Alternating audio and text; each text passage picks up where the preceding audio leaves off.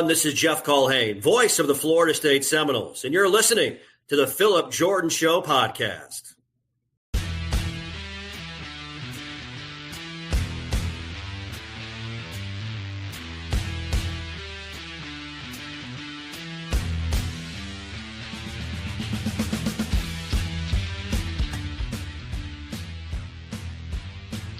Back by nobody's demand but our own.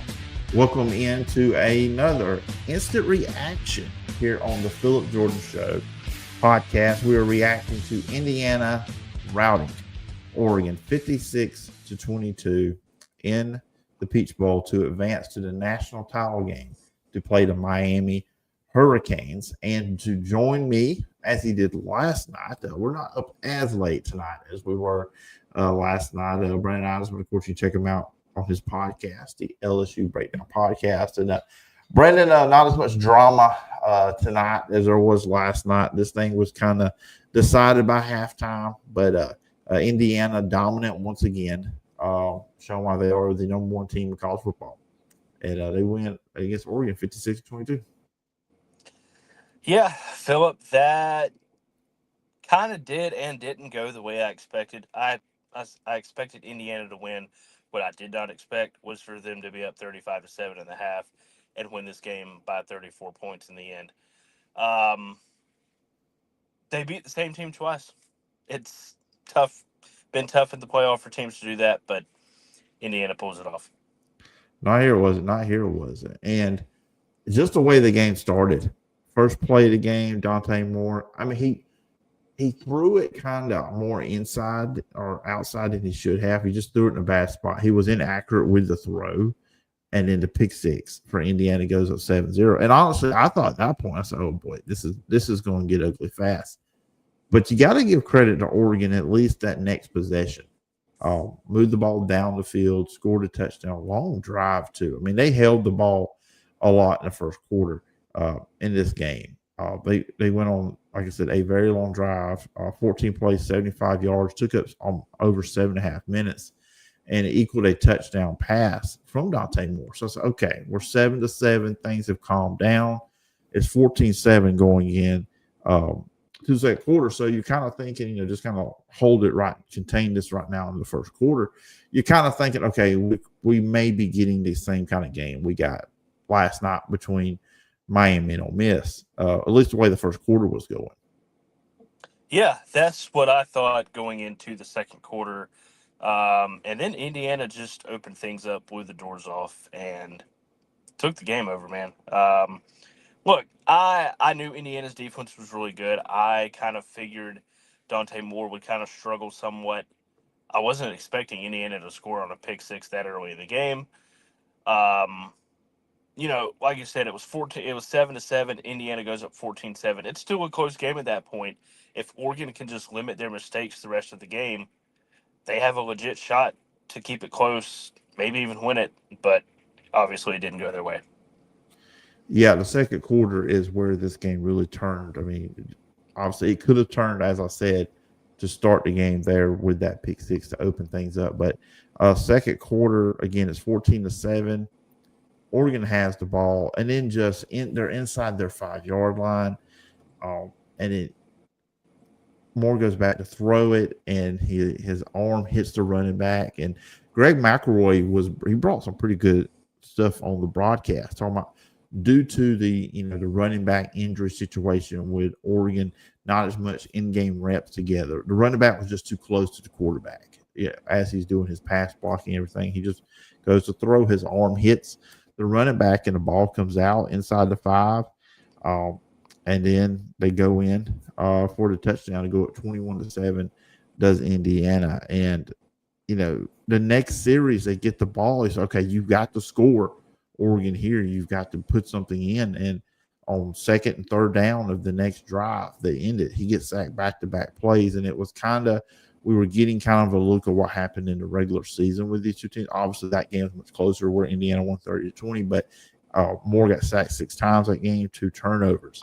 Then they go at 28-7. Then we get another fumble by Moore in the game, and then it's 35-7, and the game is over. I feel like the turning point of the game was there when Moore lost the ball to running back and all that stuff. But the turnovers, and Dan Lanning summed it up when they interviewed him at halftime. They're talking about, turning the ball over, don't make mistakes, because this Indiana team is one of these teams you just can't make mistakes like this against them because they're going to capitalize.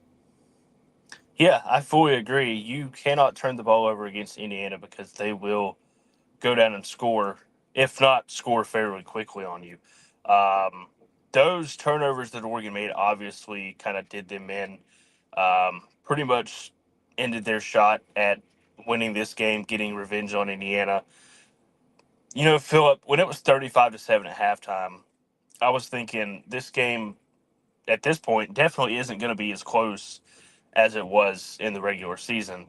But Oregon really needs to come out of the second half, try to limit the mistakes, force some turnovers on the defensive side, and try to at least mount somewhat of a comeback. But Indiana's too good. They couldn't get it done. And I felt like early in the game when it was still a game, I think Oregon was doing some good things in the run game. And I thought outside of the mistakes, obviously, Moore played okay. But again, and especially on that side of the field, you just cannot, again, make mistakes against the team. And look, this is two dominant performances by Indiana. 38-3 against Alabama, and then a 56-22 against Oregon. And Oregon, look, Alabama had their warts, and kind of going into that game, you just kind of wondered, what were they going to do? They couldn't run the ball. But then Oregon comes in. This one looked great, played great defensively last week against Texas Tech, a shutout 23-0. I mean, they gave some points second half. James Madison. I did feel like I'm watching the game, and maybe I'm just being hopeful that, hey, or maybe they could make a comeback or make it close, because Oregon, they scored. And so they got to the 15, and they were moving them all once again, but they go for it on fourth down and get stuffed. And it was over by that point, because you just can't believe a team could come back on Indiana like that. But it was truly, truly over. And then I kind of started – I muted the game and just kind of had it on in the background, kind of, because you just figured, it was over, like 56-22. We talked about off air before we went live here. Mendoza, 17-20, 177, 5 touchdowns. Now, this is going to come near and dear to you, because Greg McElroy brought this up, and this is really the first time I've noticed this comparison.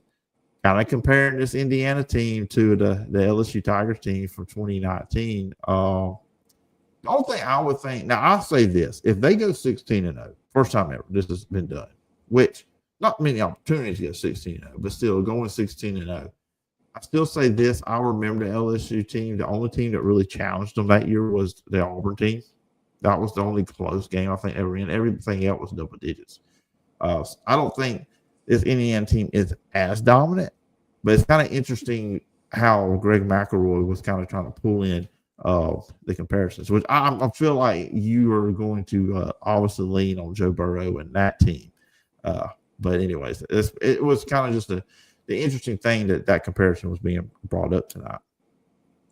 Yeah, Phillip, to me it was interesting as well.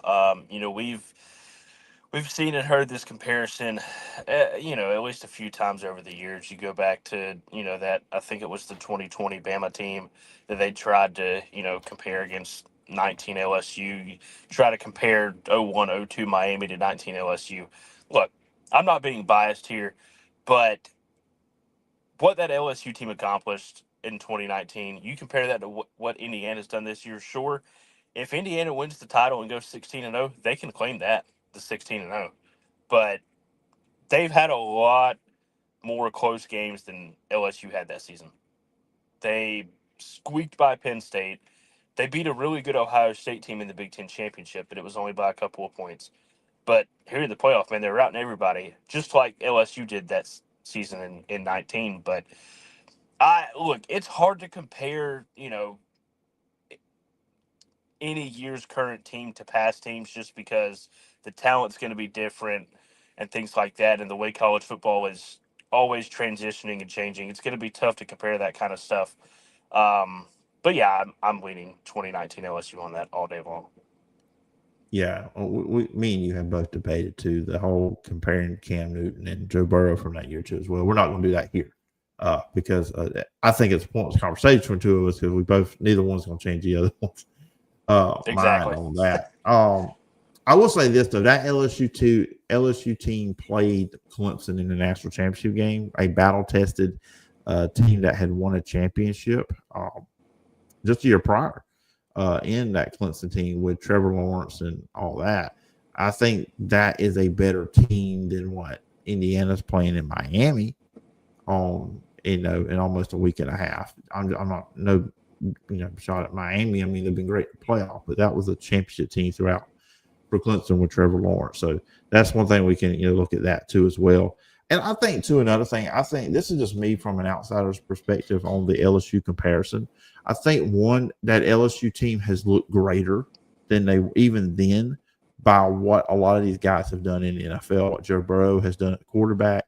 You look at Jamar Chase, Justin Jefferson, guys like that. So that's also, I think, added to the legend of that LSU team, just seeing how great of a skill, group of talent. So, and I speaking here, I know a lot got made during the broadcast about NFL draft quarterback with Dante Moore and Mendoza. Of course, we saw Ty Simpson this week, who a lot of people is looked at as the number 3 quarterback going into the draft, which tells us that this is not a great draft class at quarterback going in, which is probably the smart move by Ty Simpson to go, because I think next year is going to be a lot harder.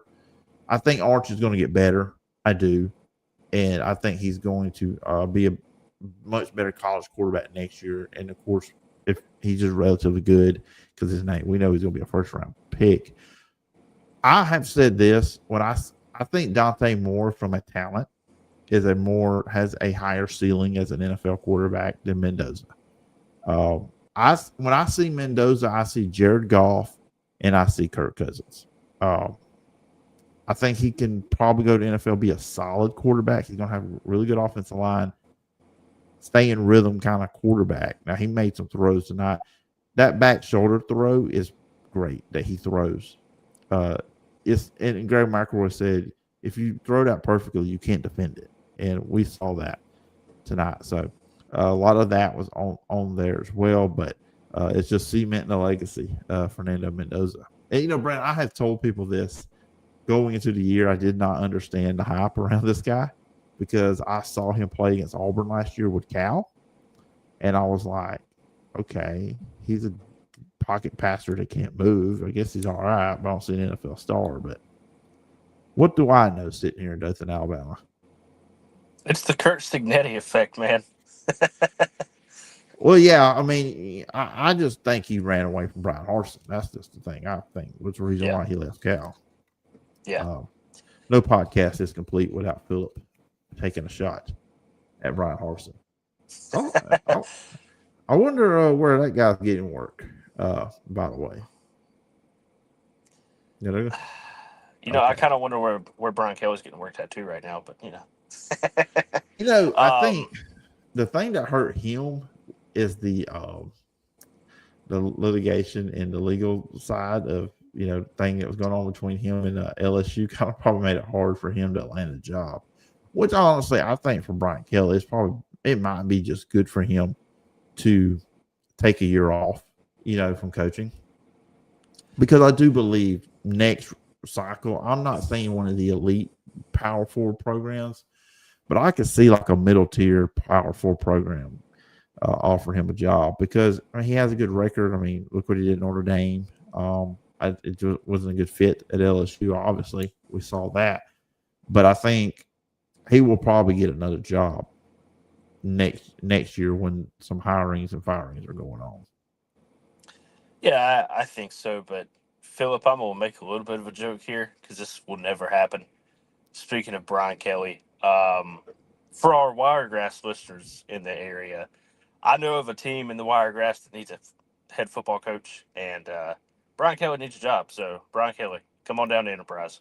Oh, okay. So that was making the rounds today, and I was going to talk about this, then I decided not to, and I guess I didn't even tell you this, and I'm not going to reveal any sources or where my information is coming from, but I have been told by people connected to Enterprise that is not true.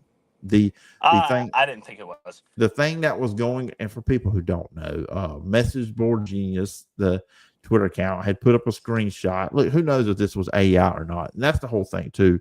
In 2026, when you look at anything online, is AI because they can make stuff look real. Look, the artwork for this podcast is made by AI. I go admit it. I use chat to make it. It looks legit, looks real. It's got me on it. I'll probably look better in that picture than I actually do now. Just just let everybody know that. I mean, I told chat not to make me look bad. But I'm just saying. So, anyways, long story short, they put out a screenshot from the Auburn Sports. It may have been the Bunker. I'm not sure. Message board saying something about Hugh Freeze being the next head coach at Enterprise, and then they showed the sign on the door that said Hugh Freeze head coach. But anyways, kind of doing a little bit of investigating and talking to the right people, and that's all I want to say. They're saying that is not true about Hugh Freeze going to Enterprise. Because I'll tell you, man, if that happened, I have a podcast called Wiregrass High School Football Report 2. I would be knocking on some doors at Enterprise, which I will say this. I've tried to get Coach Blackman on the show. I've reached out to Enterprise. I've had nothing. But I have a theory on that. I think it's because obviously doing the games on 96.9 The Legend, doing Dothan Wolves, the rivalry and all that stuff with Dothan, they probably saw this guy is the producer for Dothan Wolves football. No way. I'll talk to him. No way. Is the Enterprise coach going on his show? So that's always been my conspiracy theory on that, because I don't think Blackman has stepped down. I haven't seen it. I don't remember seeing anything either about that. That was another thing. Yeah, that was another thing for me. And honestly, I saw on Twitter or X, whatever we want to call it now, that it looked like perhaps maybe some Enterprise players were also commenting on it, said it's not true.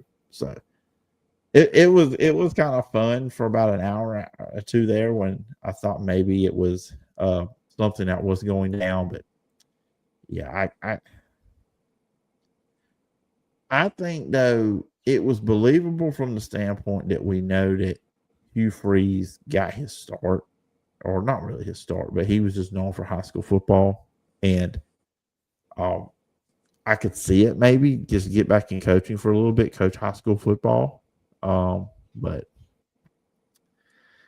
speaking of which, Trent Dilfer told AL.com that coaching college broke him a little bit, and now he's went back to Lipscomb Academy up there in Tennessee to be a high school football coach again. So that was also something there. We really just got off on something completely. Yeah, we did. Well, anyways, I started with the Brian Harsin stuff. Looking at the Indiana Miami just early on, and look, working on it. Going to have writers, people who cover, podcasters that cover both teams on the pod next week from Indiana and Miami. That's the plan. We'll see if that works out. But these two teams going up against each other. Carson Beck's done a really good job at not making mistakes. He threw the one interception last night. Before that, he has not thrown any interceptions throughout the tournament, the college football playoff. I like to call it invitational sometimes, because I don't really like the way teams is decided who gets in this thing. But that's, again, podcast for another day. We'll have a full off season to kind of digest that kind of stuff. But looking at it, I think the Miami offensive and defensive line can hang with Indiana. That's going to be big. But can they put enough pressure quick enough on Mendoza to really affect him? We haven't seen anybody do that in their two playoff games. And again, it's going to come down to, okay, Carson Beck, will he not make a mistake? If he plays like he's played these three games, I think this game comes down to the wire. But if he makes, like we saw tonight with Moore, if mistakes are happening with Miami, I think that will result in probably a double-digit loss. And I know everybody's going to make it out that being at home in Miami is going to help them out. I think in a way it can put more pressure on them, if anything, going into that because they're going to be in their home city, all that stuff. But long story, long way of saying, I think Miami can match up well with Indiana. It just comes down to it. I mean, Indiana's not going to make mistakes, so Miami can't do that either. Yeah, definitely not. I agree. If Miami can't stop Mendoza, they're not winning the title. Um, Look, I understand that it's in Miami. It's at Miami's quote unquote home stadium because they're too cool to have an on campus stadium. Whatever. That's a rabbit hole for another day. But either way you look at this, Philip, one of these is technically coming home and winning a championship in Miami. Fernando Mendoza is from Miami. Obviously, Miami. Well, they play in Miami. Um, so it's going to be kind of sentimental, I guess, either way. But I will say, I think there's going to be more Indiana fans there because Miami fans struggle to fill up their own stadium sometimes. Um, but I think it's going to be a good story no matter who wins this game, whether it's Miami winning it, at home or Mendoza coming back home to Miami and bringing Indiana a title that, they've tried to get to this point for so many years. Um, and Kurt Signetti winning a title would just be great. I mean, I'd like to see Cristobal win one too. I'm not the biggest Miami guy, but either way, I'll be happy just because it's not a Georgia or an Alabama or an Ohio State winning it again. It's good to see a different team or two different teams in this case playing for a national championship. Yeah, it's a different matchup, and you know, watching tonight and watching last night, I think going into it, and I'm not saying I'm going to pick who I'm picking yet. That's going to be way down the road, before we get to the game. But I will say this, just because watching the sport, both at all levels, as long as I have, especially college and pro football, Miami is going to be the underdog. We know that. Indiana's going to be the favorite. Indiana's an 8-point favorite. Yeah, I saw Barrett Sallee post that on social media that the Indiana game was not even over yet, and they had already put out the line. It was 8 points. Yeah. But when I see that, and the way Indiana's dominated these first two games, a lot of people are going to be doubting Miami. They're going to be picking Indiana. And then and obviously Miami has played with a chip on their shoulder. And just watching sports, that leads me to believe that this will be a close game because I don't think Indiana's going to fall into the trap of the rat poison, as Nick Saban would always say. But I also believe Miami with that chip on their shoulder. And that's why I don't think it's going to be a blowout for Indiana. If they win, they're going to have to fight and win a close game because, again, I like to go back to Miami's front, offensive and defensive line. They have the front to hang, and it's just, again, repeat myself here, but it's going to come down to who's going to make who's going to make mistakes. I think it's going to be a good game. Now, I'm going to say selfishly, I'm sorry anybody out there in Big Ten country, I'm rooting for Miami because I just don't want to hear you guys gloat. Already in the last 24 hours. Of course, Danny Cannell, the ultimate SEC hater, he probably had that thing saved in his notebook on his phone for about 3 months that he was ready to go after the SEC. I think if for a guy that does not deny he is an SEC homer, it will be nice if Miami wins it because then the Big Ten won't be able to gloat as much. People say, "Well, the SEC, blah blah blah, it's bad." Okay, that's fine. They haven't shown on the field, but share the love with another conference. I guess if that's the case, we need the Big 12 to win, which the way Texas Tech's trying to buy a championship. That's no doubt there. Look, that I don't know what's going on in Lubbock, man, but yeah, they're throwing money like it's nothing. Man, that old money. They have got that old money. That is... I don't know why the sport isn't dominated by all the Texas teams. Who would have thought that when not only the transfer portal, became a thing, but when NIL really got established, 2-3 years ago, that Texas Tech would be the ones to be out here throwing cash at everybody. Yeah. Okay, so we have got some likes on this thing, and StreamYard is nice to tell me on Facebook who has liked the page. Um, Somebody that joined us for one episode on the stream way back when for a WrestleMania preview that I was extremely sick, and I just say shout out to AZ. He is listening to us from Ozark tonight. My boy AZ. So before we go, we got 4. Yeah, we're about to hit 30 minutes, and I said we won't go as long as we did last night, but looks like we have. Honestly, I think this conversation has kind of flowed a little bit better than last night's. Kind of getting a better idea, and your boy over here took notes. He took notes tonight, so I was a little bit more professional, prepared for this. So we have. So I don't know if we're going to talk between now in the national championship game on here. We will talk all the time, texting and stuff like that. Who are you going with Indiana? You know what? I think so, but yeah, I think I'm gonna go with Miami. But like from a personal standpoint, I guess you could say I kind of need Miami to at least cover the spread, just from a work standpoint. Because I mean, I got stuck with Miami in the playoff pool, and they split a little bit of money between the 6 people that are on the winning team. And but yeah, I'm gonna go Indiana. I do think it is going to be a close game. I don't see Miami giving up 50 points, let alone probably 45 or 48.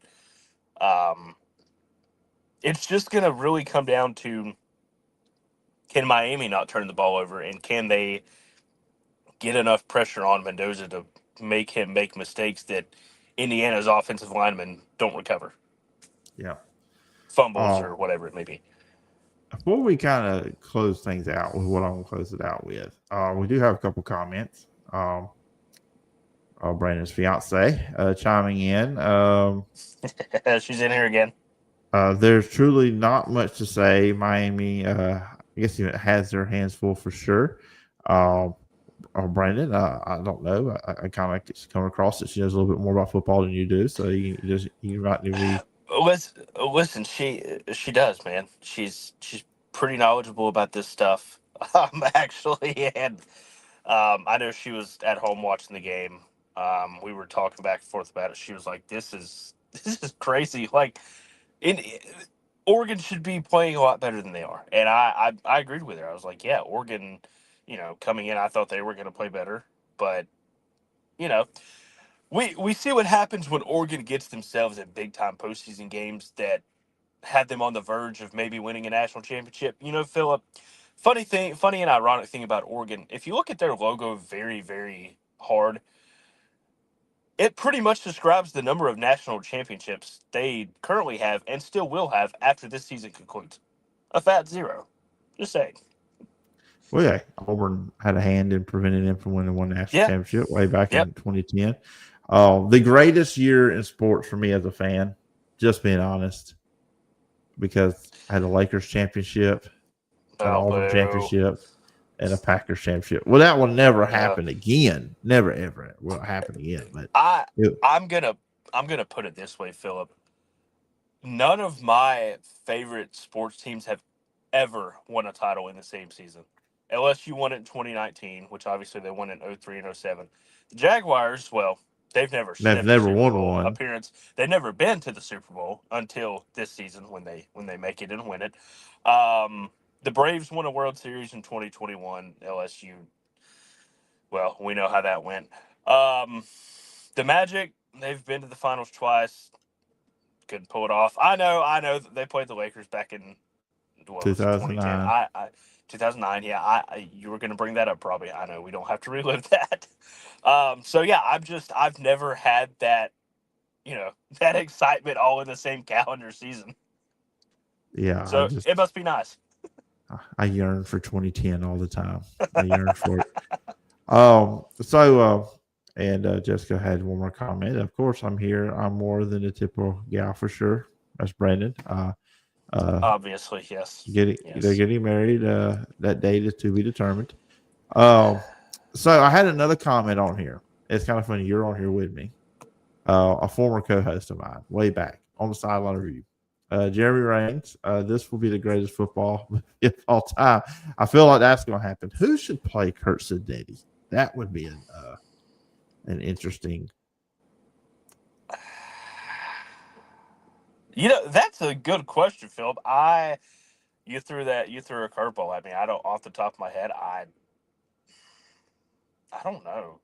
Like, what good actor out there would kind of fit his demeanor? Because he, like, on the sidelines, man, he kind of looks like an odd guy somewhat. Like, he really has no facial expressions at all. He always has the same pretty much blank face when anything happens, whether it's a turnover or they win by, 34 like they did tonight. Okay. So while you were talking, I went to Chat GPT and asked them who should play Kurt Sidnetti. Oh, boy. in a movie. All right, so here's your best fits. J.K. Simmons. They say he would be the perfect choice. Bryan Cranston, a name thrown out there. I don't know. I think Cranston looks a little too old to me. Yeah.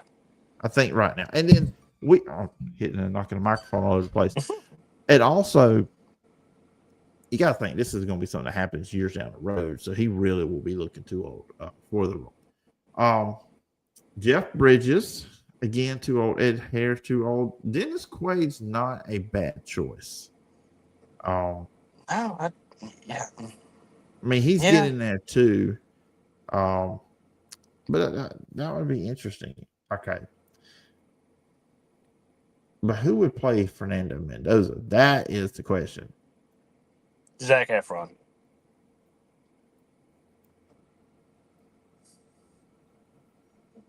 Well, we're about to ask ChatGPT again. Okay. I do not know who that the guy that played in Cobra Kai and Blue Beetle, I cannot say the actor's name. I do not know who any of these actors are. I'm finally starting to show my age. Anyways, that was just some fun conversation.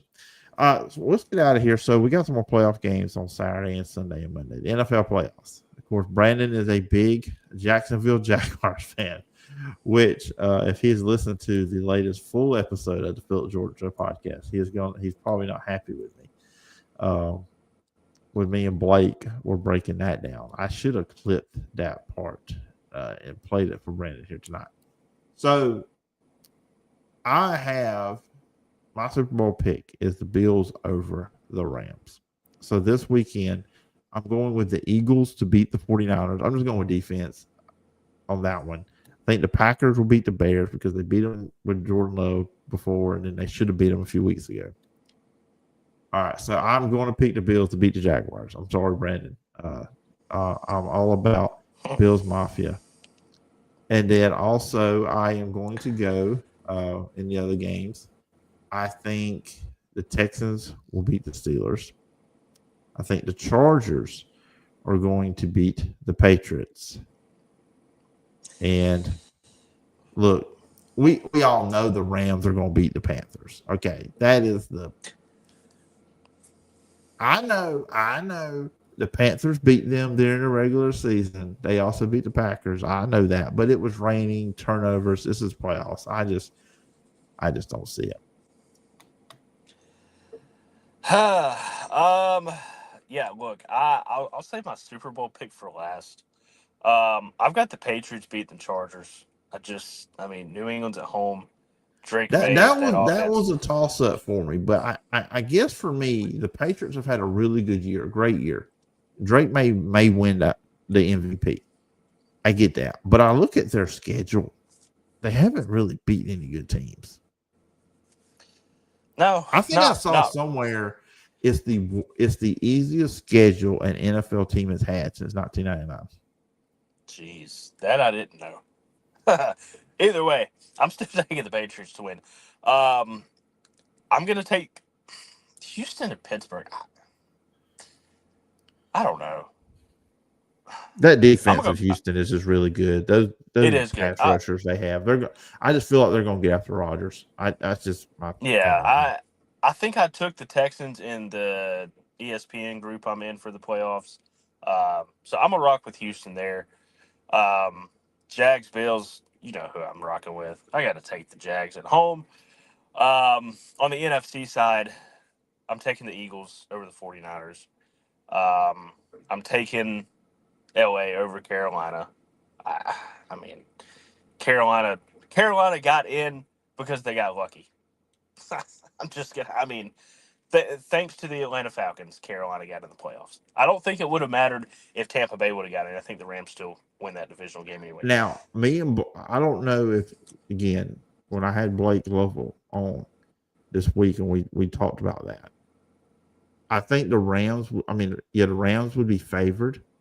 I don't think the spread would be 10.5 if they were playing Tampa No, Bay. no, I don't think so either. And you picked against my team, so I'm gonna pick against yours. I'm taking the Bears to beat the Packers.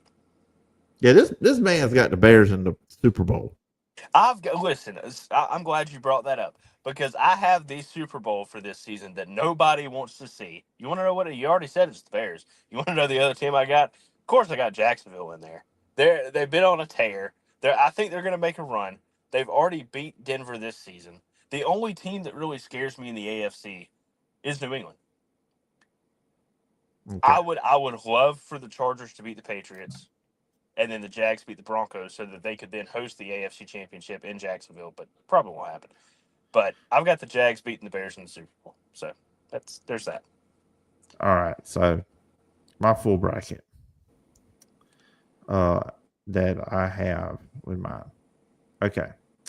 So I have the Texans beating the Steelers. I said the Bills beating the Jaguars. The Patriots. Actually, on that, I think I flipped it. I flipped it on my bracket on ESPN. I actually have New England winning against the Chargers, but I could change between now and Sunday night. Just let everybody know. Then I have the Bills beating the Broncos. I have the Texans beating the Patriots. I have the Texans. I think whoever wins, I think the Texans are getting to the next round.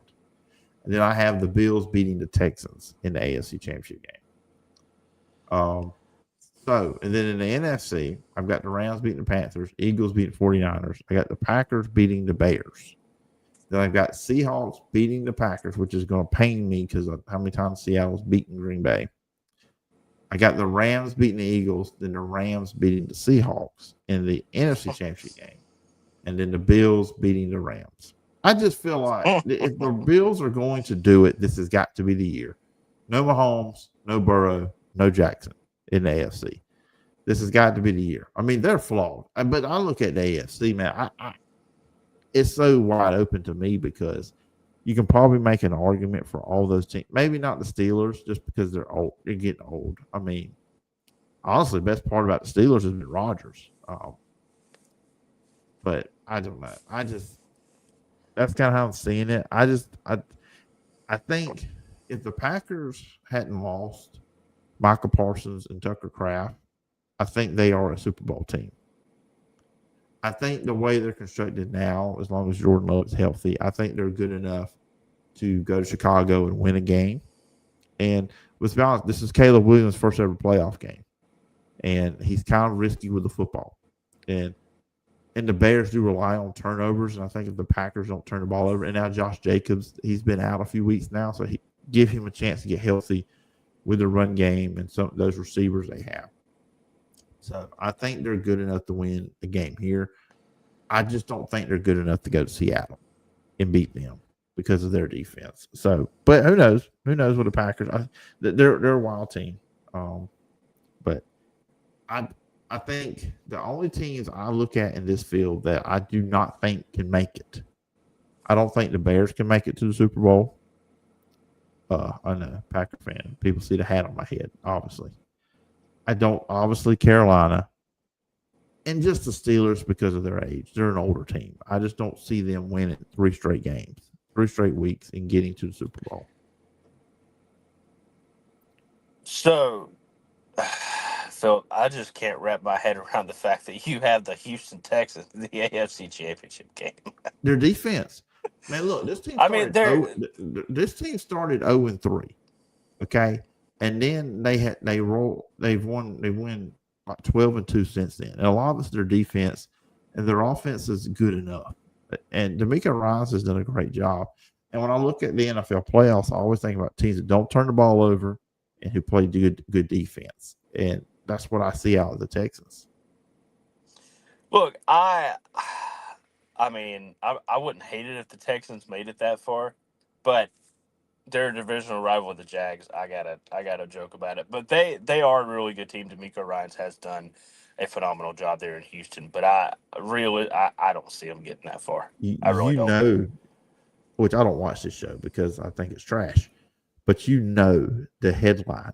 If they got just to the AFC Championship game, Stephen A. and the group on First Take would somehow Oh make that boy. about the Dallas Cowboys because Oh boy.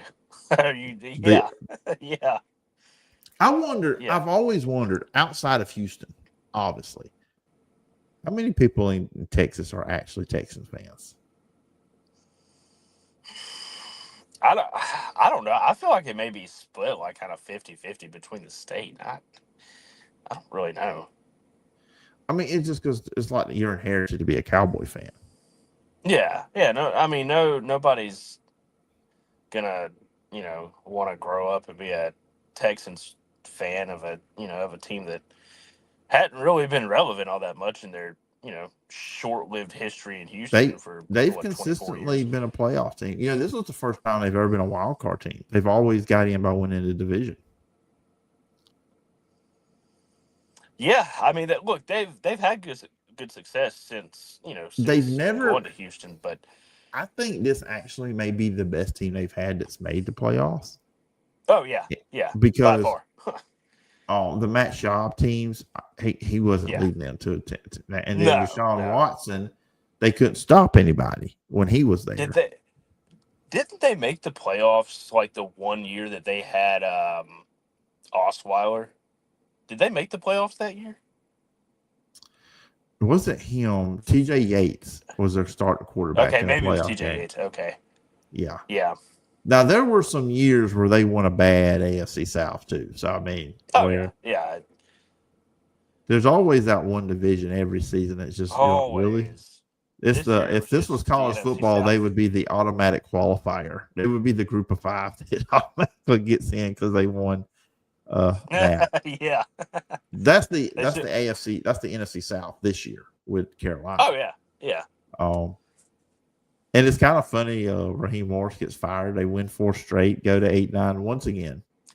And honestly, Atlanta was playing better than anybody in that division at the end of the year. Yeah. Yeah. I know.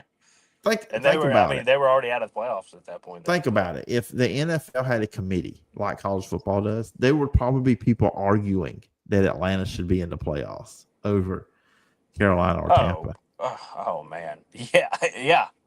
And then New Orleans was playing good toward the end of the year too. Yep. With Shook. I have heard that guy's name pronounced so many different ways. Anyways. It's spelled like show or something, but it's Shuck. I don't know. It's Shuck. I don't know. He played well. So. Yeah, he did play well down the stretch. But anyways, we need to close the thing up. It is late here on a Friday evening. So we have a few more comments from Jessica. So we'll close it on that. I guess this was back when we were talking about casting. He's too old, Brandon. LOL. Efron is already up there, so he could not play Mendoza. They'd probably get just some. I mean, Tom Holland. Tom Holland being a good option. He's going to get taller and gain some muscle. Yeah. Play a football player. Seahawks all the way. Seahawks. So she's only saying that because her brother's a Seahawks fan. That's the only. She's a Dolphins fan, and her mom's a Cowboys fan. So. Well, we'll say bless her heart. Anyways, so that's going to be it. Brandon, appreciate you doing this last 2 nights, staying up late, doing these recaps, which we kind of jumped all over the place on this one. Tell the people where they can follow your work. Yeah, you can find me on X. I'm at Heisman Eisman. You can also find my LSU Breakdown podcast over at Apple Podcast and Spotify. I'm going to start doing some YouTube stuff here in the near future. You can also find all of my written stuff for LSU over on the LSU Breakdown Substack. And whenever I get back around to it, probably closer to this next football season, you can find all my written stuff about South Florida over at SoFloBulls.com. Do they have any players left on their roster? I mean, all of them seem to have went to Auburn. Man, we were talking about that in our little group chat today that I have with all the guys over there, and they were like, "Man, this roster's like depleted. Are we gonna have anybody next year?" And I was like, at this point, I don't know. They've lost everybody. I mean, yeah, they brought guys in, but all of their quote unquote star players have basically left for the Plains to follow Golish. Yeah, offensively, Seems like the offensive side, especially. So. Yeah. All right, and I'll be back next week here on the show. We will break down, preview the national championship game. I'm hoping to have two people that covered Indiana and Miami, so that'll be fun next week. And follow me on social media, P. Jordan Sports, podcast, Apple Podcast, Spotify, wherever you get your podcast, and of course YouTube as well, Phillip Jordan Sports YouTube channel. Appreciate it. Thank you, Brandon, for doing this. I don't say this like I used to, but be good to everybody out there, and let kindness be your compass. Bye-bye.